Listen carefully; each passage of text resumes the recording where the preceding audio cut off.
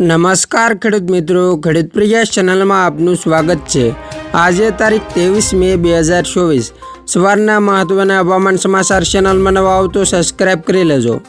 રાજ્યમાં કાળઝાળ ગરમીની વચ્ચે હવામાન નિષ્ણાત અંબાલાલ પટેલે ગરમીને લઈને મોટી આગાહી કરી છે। અંબાલાલ પટેલના જણાવ્યા અનુસાર રાજ્યમાં આગામી 26 મે સુધી આકરી ગરમી પડશે। રાજ્યના કેટલાક ભાગોમાં મહત્તમ તાપમાન 47 ડિગ્રી સુધી જવાની શક્યતા છે। આગામી 26 મે બાદ ગરમીમાં થશે ઘટાડો। મહત્તમ તાપમાન 41 ડિગ્રી અને કોઈ ભાગમાં 40 ડિગ્રી નીચું જવાની શક્યતા છે।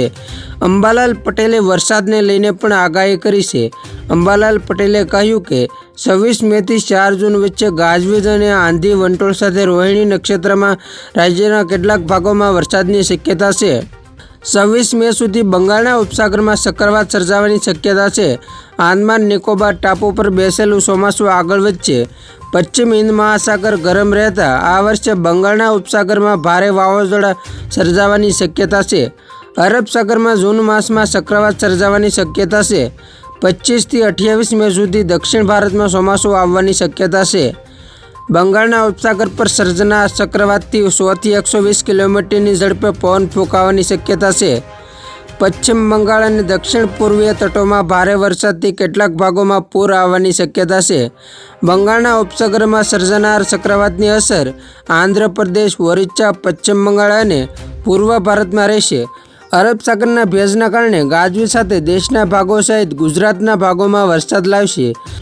રાજ્યમાં 7 થી 14 જૂન વચ્ચે ચોમાસું આવવાની શક્યતા છે। કાળઝાળ ગરમી વચ્ચે દેશના મોટાભાગના રાજ્યોમાં હવે માત્ર ચોમાસાના વરસાદની રાહ જોવાઈ રહી છે। દેશની રાજધાની દિલ્હી આ દિવસોમાં સૌથી વધુ ગરમ છે। દક્ષિણ પશ્ચિમ ચોમાસું સામાન્ય રીતે 1 જૂનની આસપાસ કેરળમાં પ્રવેશે છે। સામાન્ય રીતે તે ઉછાળા સાથે ઉત્તર તરફ આગળ વધે છે અને 15 જુલાઈની આસપાસ સમગ્ર દેશને આવરી લે છે। આ પહેલાં 22મી મેના રોજ ચોમાસું આંદામાન અને નિકોબારમાં પહોંચ્યું હતું। હવામાન વિભાગે વાવાઝોડાને લઈને એક આગાહી કરી છે। દેશ પર ખતરનાક વાવાઝોડાનો ખતરો તોળાઈ રહ્યો છે। બંગાળની ખાડીમાં મોટી હલચલ શરૂ થઈ છે। આગામી 72 કલાક ખૂબ જ ચિંતાજનક છે। પ્રી મોન્સૂનના પહેલા વાવાઝોડાની સંભાવના છે। જીએફએસ મોડલમાં બંગાળની ખાડીમાં સિસ્ટમ સક્રિય થઈ છે।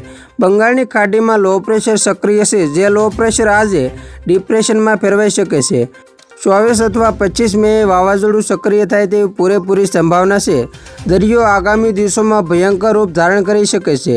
આંધ્રપ્રદેશ, પશ્ચિમ બંગાળ, ઓડિશામાં ભારેથી અતિભારે વરસાદની આગાહી કરવામાં આવી છે। કેરળ અને દક્ષિણ તમિલનાડુમાં હળવાથી મધ્યમ વરસાદ અને ગાજવીજ સાથે ભારેથી અતિભારે વરસાદની સંભાવના છે।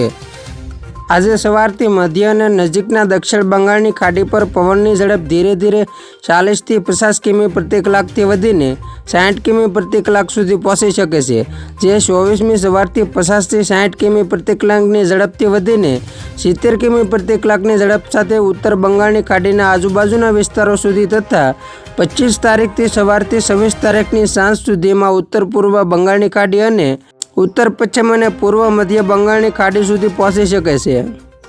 હવામાન વિભાગે માછીમારોને ચેતવણી આપી છે કે તેઓ 23 મેથી મધ્ય અને નિકટવર્તી દક્ષિણ બંગાળની ખાડીમાં તથા 24મી મેથી 26 મે સુધી ઉત્તર બંગાળની ખાડીમાં ન જાય। દરિયામાં ગયેલા માછીમારોને 23મી મેથી પહેલાં કાંઠે પાછા ફરવાની સલાહ આપવામાં આવી છે। તો ખેડૂત મિત્રો, આ હતા સવારના મહત્વના હવામાન સમાચાર। ફરી વખત મળીશું નવી અપડેટ સાથે। ત્યાં સુધી જોતા રહેજો ખેડૂત પ્રિયા યુટ્યુબ ચેનલ।